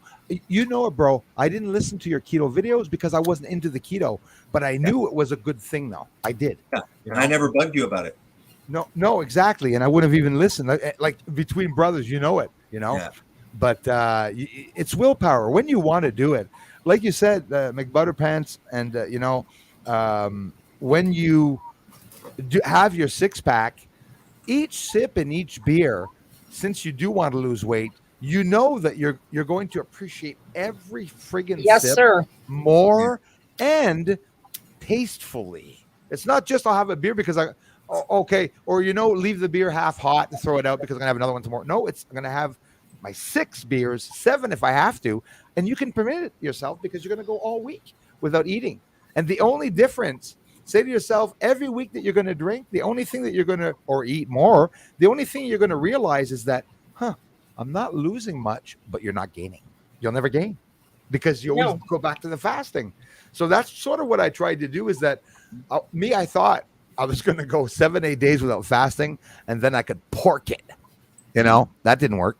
It's really the combination of the two is really, really amazing, because you do have that fasting to back you up if you feel like you want to slip a little on the food content. Absolutely. Are you going to come back? Backing you up. Are you going to come back to this channel to keep us posted at least about? Yeah, absolutely. I was going to say, Jason, you're very down to earth, easy to talk to, just like Bruce. It's funny how we get to know people like kind of as friends online, and years ago you think that like was family, silly, but it's easy to get close to people. It's like a family. Listen, I met someone online in England. My ex-girlfriend had come down all the way down from England, and honestly, for the first time in my life, I admit that we were in love and we had never met. But the beautiful thing is that I get along a lot with some of you. Fatty McButterpants, had I ever asked you if you were even a guy or girl? Often I'll go, hey, bro. It doesn't matter. Yeah, it doesn't matter. Or maybe, I don't know, your daughter's on, you have a kid and she's 14 and she's talking, chatting like that. It doesn't matter. You're just responding to a message. There's no and judging, online, it's easier to say what you really mean when you're online. And, when we're all in our, in our own little group in our area, it's hard to find a lot of people who have the same mindset. When you're online, the pool is so much bigger. We find our own kind of people. Right. Yeah, it's true. It's absolutely true. And when you don't see someone, I'm telling you, a lot of people don't understand why people talk about their problems online. Me, it depends on which problems. I have to. And I talk because I'm actually interested in what you guys think. Mm-hmm. And it's because I don't have, sometimes we don't want, hey, Jason, maybe you don't, I don't want to ask Bruce what he thinks. So that's sort of personal. Just, you make a post and somebody says something, you go, oh shit, that's true. That's why I make videos that nobody watches, because for the 2 or 3 people that do say something to me, that's why I do it, because I want to converse about something. And I want the person who cares about what I'm saying to be the one to respond. Right. Yeah. There's somebody that was like, oh yeah, I have hundreds of people on my channel. You only got 10. And I was like, yeah. Well, and Pat, I was like, Pat, I get 110. Yeah, but how well do you know them? Do you really know those people? Yeah, but I get 110 people watching consecutively. Always. It's 2,000 views I get after a stream, not 100. Yeah. And I hit about 100. Like I got like 11-ish, and then Jason, slow, everybody wants to know about UFOs, and I post a literal big ass telescope that nobody's filming the moon and showing, and I get a couple of thousand views. Yeah. Even with a big 14-inch scope and being here presently 7 years. Sometime I'm going to come on your channel, Bruce, and tell you about my ride in the flying saucer. I'd love to. No, that's another thing. I've mentioned it several times. People want to come on and stuff. Yeah, absolutely. absolutely. I told I'll you remember. what happened, recently. Yeah, Me and you Michelle- something, yeah, something. we were in the back, okay? Me, Michelle, and my oldest, and it's weird because like we're usually facing the opposite way, but something caught me and Michelle's eye at the same time, and you look, it's like, oh, it's pretty bright, like, is that a star? But it wasn't a circle; it was already like a little cylinder. Somebody like, was looking at you. That's why you both looked at caught their eye. Yeah. But it was like it was looked like a star. Anyways, the thing all of a sudden, as we're looking, like, what the hell is that? And all of a sudden, this part, the little initial part, stayed, and all of a sudden, it went started like filing out tinier. That's perfect not a satellite. form. That's not a satellite, You know, Jason. and then on top of it, it went like this. Then it started moving all together. It lasted a good minute and then disappeared.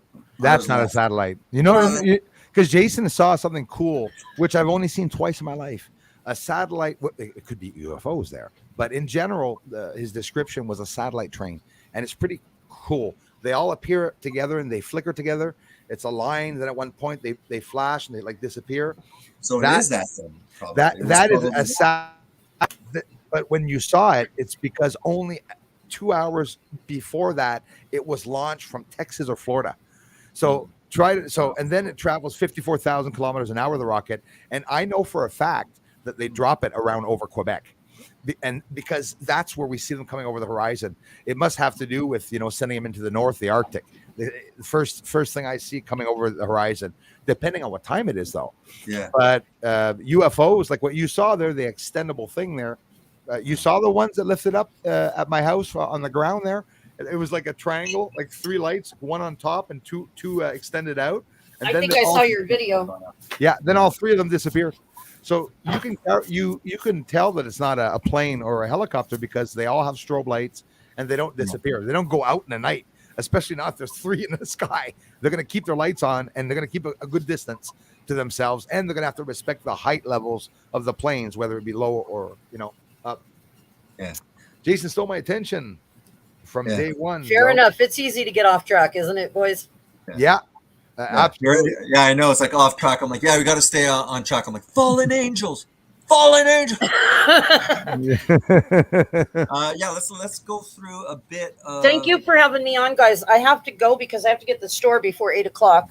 It was nice seeing you again. And like I said, I'm limiting these streams to about an hour and a half, anyways. So we're almost done. Unless you're Bruce, just about there. I'll stick around till you're done. Yeah.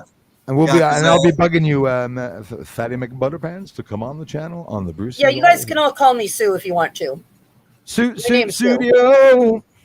Most people think I'm a guy when they see my screen name, and that's just really for giggles. It's a private. I love it. No, I think it's perfect, and I think at the same time, you know how chauvinistic pigs exist and on every level on social media.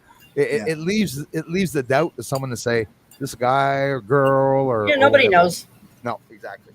Yeah, exactly. You tell people you were a guy. That's a girl. It's meant to make people giggle when they see it, and it has that effect. So that's. Well, I tell you all the time. Every time I've seen your channel, I think the only comment I've always said to you, Fatty McButterpants. I love the name. Everybody does.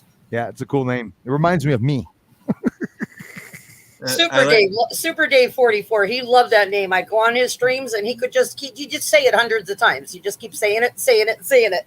Absolutely. I lost so much weight to encourage you even more, Fatty McButterpants, that I can fit my 14-inch optical head telescope in my pajamas. Now I could fit 4 shovels in my pajamas. I wanted to say this because I forgot to say it before.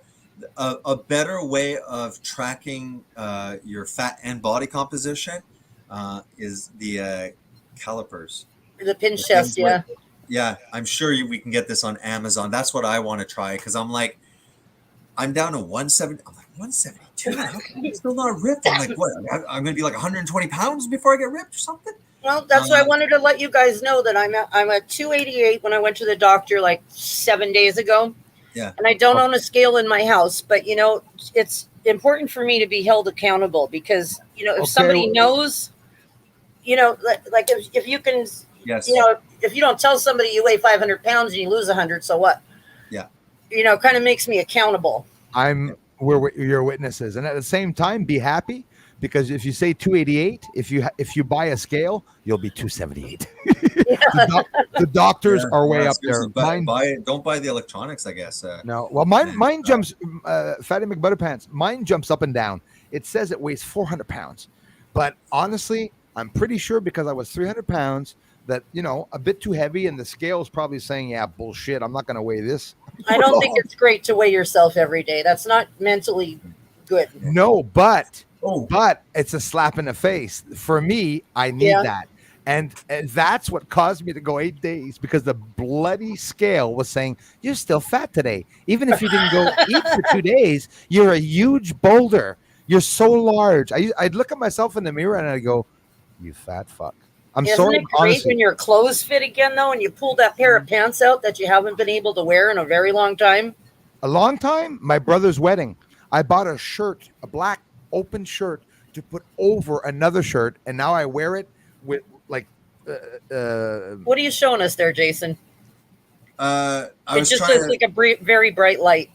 Yeah, I know it's not showing. It's a picture of me, Fatty McButterpants. Yeah, exactly. No, I do have the whole Fitbit stuff, like the trends and stuff like that. I will put it for a live stream or something at least. My Fitbit watch said I was broken. I'm too paranoid to wear a Fitbit.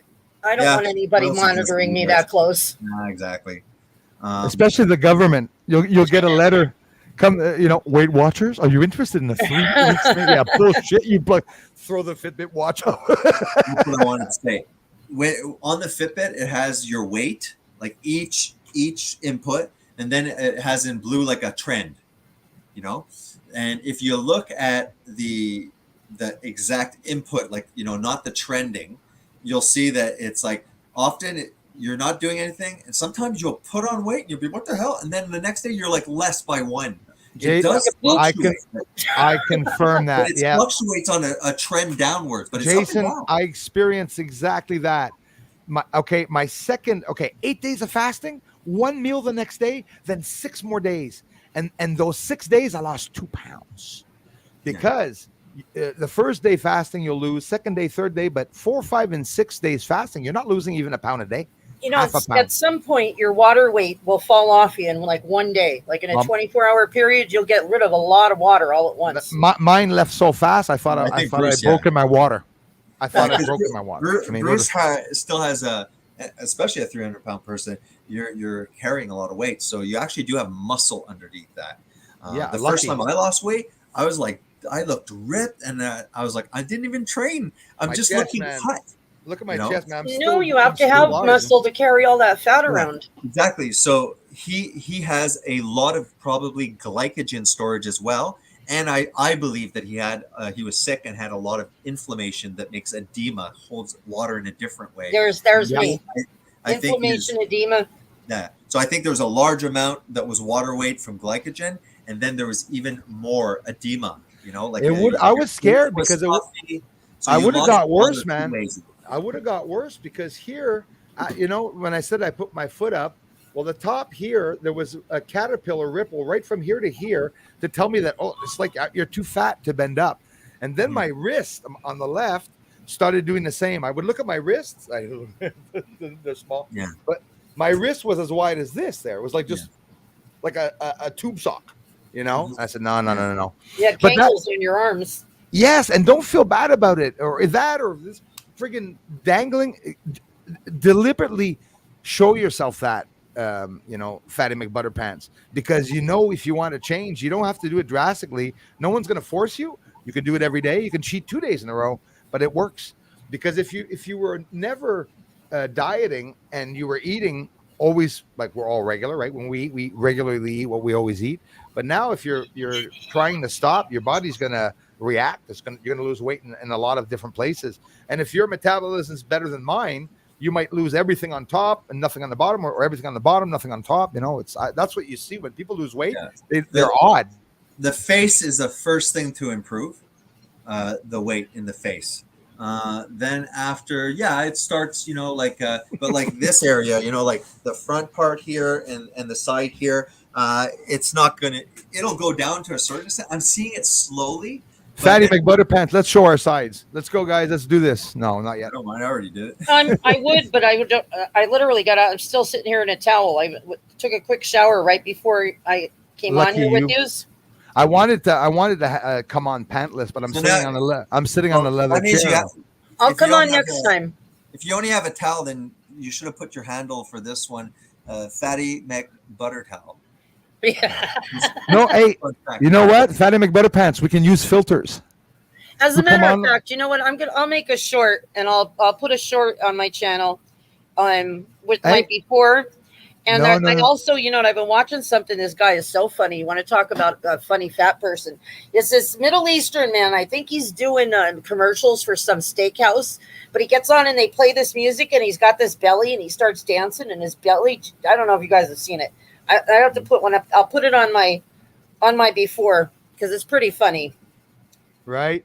Hey, when you make the video, if you don't want to put the video of you up how you are now, if you don't feel presentable, because I didn't when I was overweight, keep that video, and when you lose the weight, make a video side by side saying, "Oh, I don't really want to do this." Then it's like, "Hey guys, it's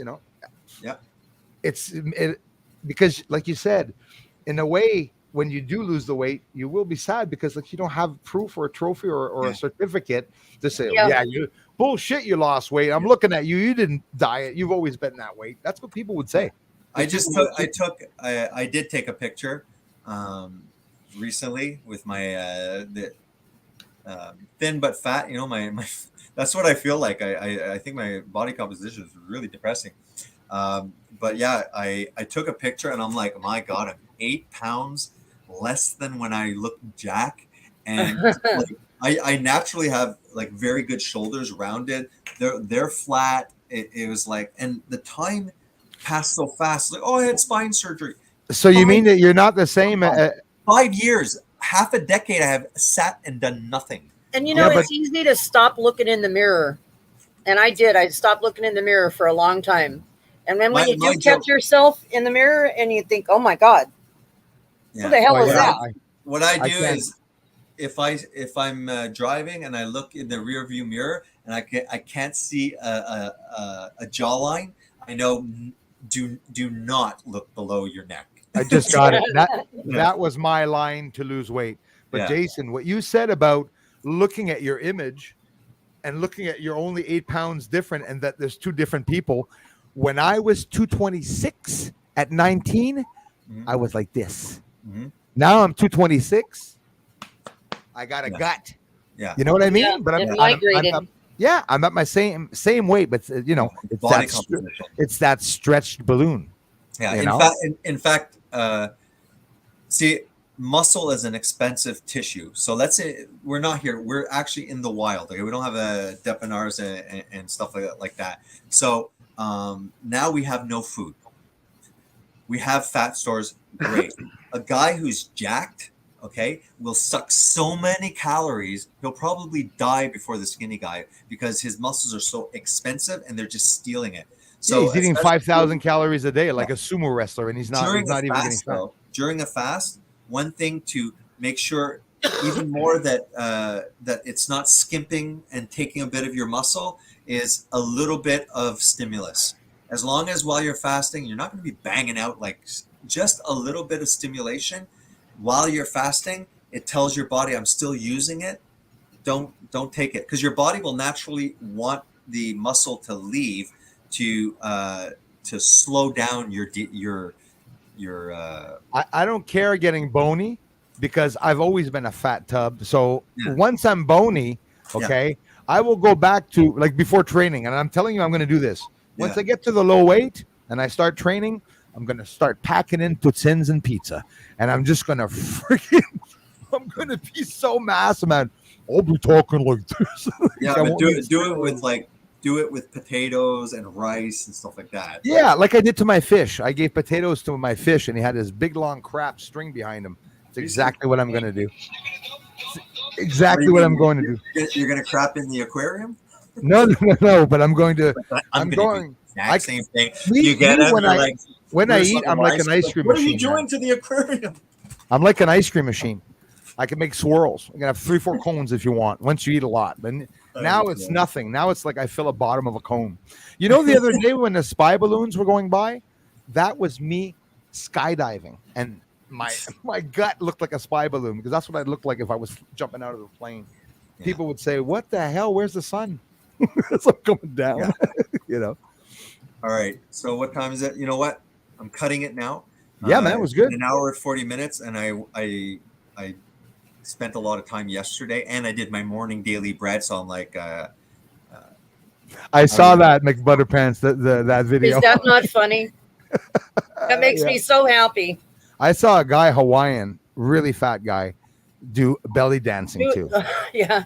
He was amazing, almost provocative. I wrote it was funny. It was hilarious.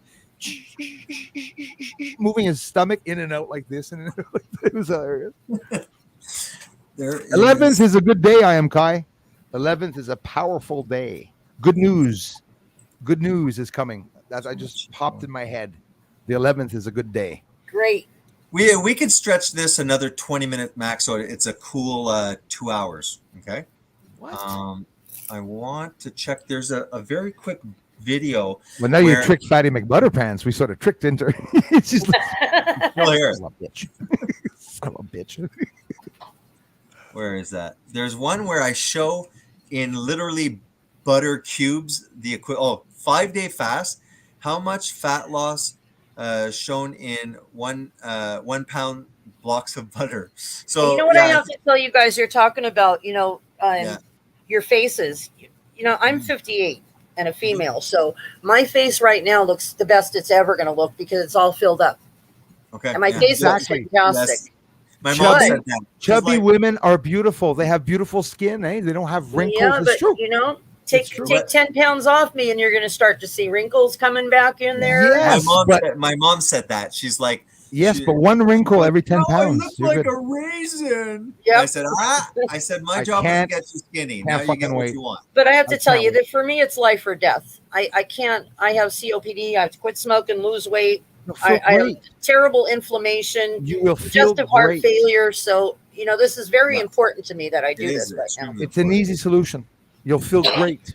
You'll be prettier with wrinkles than chubby with a nice face. I feel better already. Yeah. And my appearance is secondary, I have to say. I don't really care about that much these days. Well, that's why you're going to be able to do it. I'm pretty sure. Oh, you bugger. Are you going to have I Am Kai here before me? I love it. Kai, I want him on. He's over there. Everyone's invited. A lot of people are just too chicken. Well, Kai thinks like us. He's awake. So even a bit over me. How much fat loss shown in 1 pound blocks of butter to give some perspective? It's only 6 minutes. I'll make it a little faster.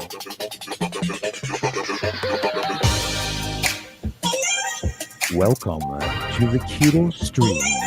That was me. With Jason John. That was me maybe 15 years ago. That was when I lost the weight. Oh, yeah. Yeah, I mean, this is when I was running. I was really skinny. Wow. That was all done within a year. Like most people get that. You have to keep the trophies, like you said, Jason. You got to keep those trophies. You got to keep those trophies and remember to encourage you. All right, watch this. Right. So check out this slab of butter here. Okay, these are the smaller ones that you get at the store. Snack. 1, 2, 3. So 4 of these over here would be a pound. All right, or 0.45 0.45 grams. So in Canada we use pounds. So this here, right there, is 1 pound. Okay, here's 2 pounds, and let's say 1, 2 up here. Use your imagination. Here's 3 pounds of fat right there. So it's just to put in perspective that I did a fast. I think I lost 8 pounds, but then in the end, I put on whatever. It was about like a net loss of maybe this much. But if you think that big square on the bottom, that's 1 pound of fat. Because I always call when you're fasting like your body butter, but it's impressive. Just like a 5-day fast, and that is literally the fat that's that leaked out of my body. That amount. That's incredible. Have you seen the fat people, the overweight people, when they take the fat out of them, liposuction? Yeah. They fill up Yeah, very I work in the OR. very large containers of fat, liquid fat, like that much. Yuck. It's disgusting. Yes, it is, but that, you know, that's what we have, like in our guts, you know. Yeah. Lots of it too. Yeah, I bet that's it, because we often will squish our bellies, and that, you know, where we can feel it. But you know that if you look at that big belly there that's like, you know, bloated, and you grab the fat, you're like, no, that's fat inside my abdominal cavity. Many layers of mine. I got many layers. My stomach is less big, but yet I still have a significant amount of the fat like just below my skin. Yeah, The real thing that we don't see is that fat loss of fat around organs and stuff. Right. What's the brown fat? Is that what's around your Healthy. organs? There's the brown fat is considered a healthy fat, and it is. I know one thing. It's the kind of fat that keeps you warm. There's other things. One, I think the yellow fat is maybe Is that why fat people are always sweaty? Yep. All I know is like one way I heard that you can increase the brown fat, because I think the brown fat, I'm not sure. There are two kinds of fat. The brown is the good, the other one's the bad. I haven't researched enough, so I don't want to say anything that might be inaccurate. But when they do that, you know, when you go 3 minutes in freezing ice water, supposedly that has a good effect where you produce more. I'm not brown doing fat. that. Yeah, I haven't fallen in any lakes recently. Here's another thing for you. We're talking about the sweeteners. Now, I started doing xylitol a while back just for my teeth. Okay. And from what I read, it's, you know, I don't like to do processed anything, but, you know, it does follow. Like the old timers, my grandfather and the old people, they would talk about chewing birch, and that's where xylitol comes from. Of course, they also chewed sassafras, and that's where MDMA comes from. So the old timers were doing all these things that are now, you know, wonder how they could work in the mines every day. They were high on ecstasy. That's how. That's right. Like the soldiers they sent to the war. There's always. But what do you think about the xylitol, Jason? I know when I know a lot of the keto recipes, I think, use that, right? Instead of it. I haven't looked it up, but my instinct usually says that if it's not naturally made, like aspartame, I know is bad. It seems the best thing that I could find. And I study everything. I research the death out of everything. I think, and I haven't researched, because in my head I've been using it, and I'm like, in my head I'm like, no, I'm going through the leftover, and I'm never doing it, because I used to just put cream in my coffee, and then at one point I was like, and now it's like I'm dependent on it. Like I don't enjoy my coffee without a significant amount of fake sweetness. The MCT oil in the coffee, I don't even need a sweetener. It gives you a good taste. Stevia is a leaf. Black. I think stevia, I'd be surprised if stevia itself is bad, because Michelle's sister grows stevia in her backyard. She goes, yeah, you just grab 2 leaves, you throw it in, let it hover, and it sweetens it. So I'm like, okay, maybe that's more natural and stuff like that. Well, that's as natural as you can get. I think. But more naturals don't even go after any of it. Don't just wean off that sugar taste, that artificial taste as well. To my knowledge as well, it causes an increase in insulin. It's not carbs, but I was speaking to a guy who is diabetic, and the guy has a bag of sugar, and he's like puts it into stuff like that, and I was like, and he drinks Diet Coke. That's normal.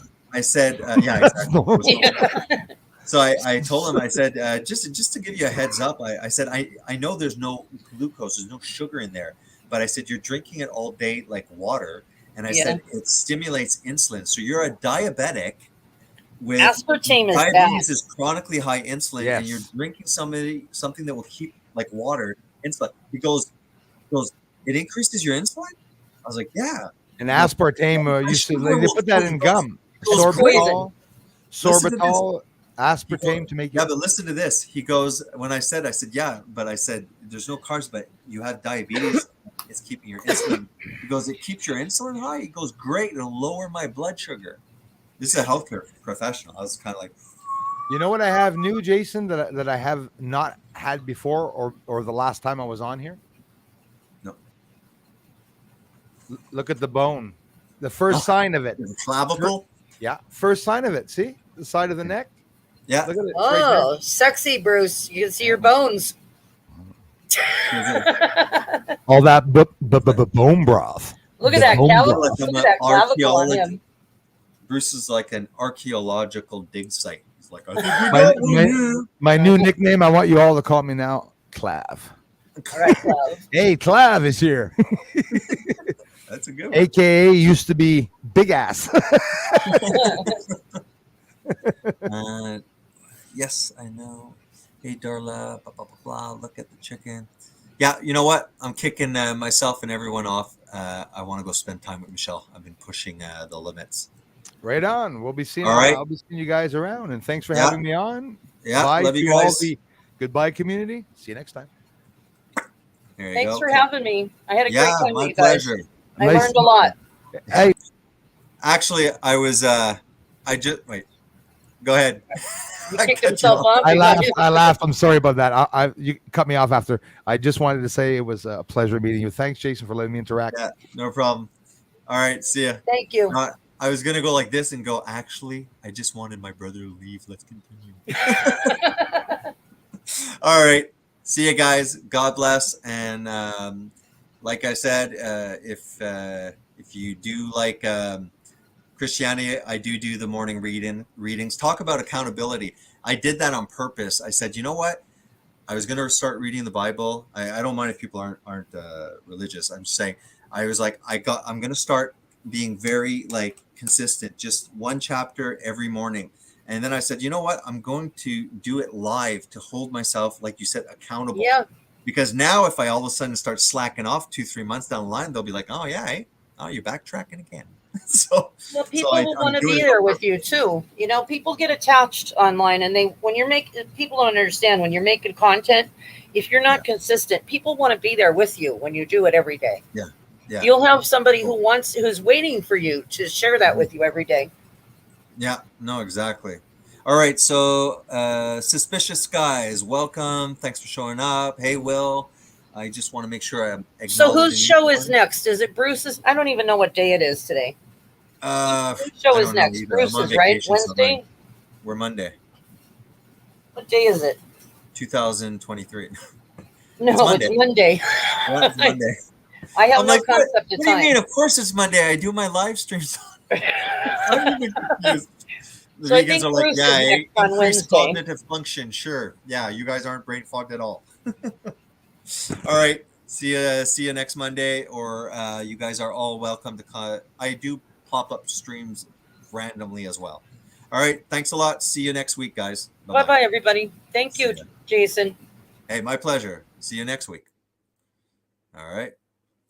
And we do the end broadcast.